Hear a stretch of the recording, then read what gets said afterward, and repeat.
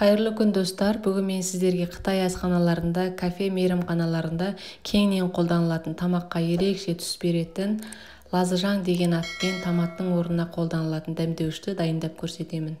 Бізге керегі кепкен қызыл бұрыш, оны Қытай дәмдеуіштерін сататын дүкендерден таба аласыздар. Ашты және тәтті екі түрі болады. Мен тәтті түрін пайдаланамын. Ең алдымен тұқымынан және бүлінген жерлерінен тазалап алдым. 4-5 рет қайтара жуған соң суық су құйып, пүртінге салқын жерде қалдырдым.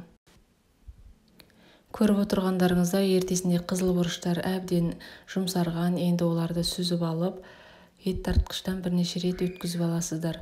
Немесе мен сияқты шанап алсаңыздар да болады.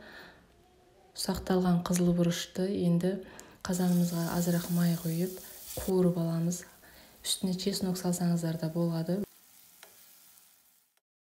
Егер сіздерге қуырған ұнамаса, бір рецепт ретінде етіп, осылай бөліктерге бөліп, қатырып алсаңыздар да болады.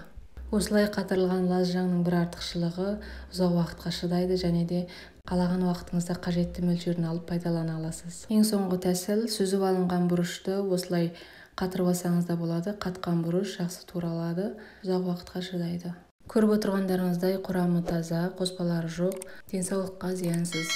Сіздерге ұнаған болса лайк басып, арнаға тіркелуді ұмытпаңыздар. Назарларыңызға рахмет.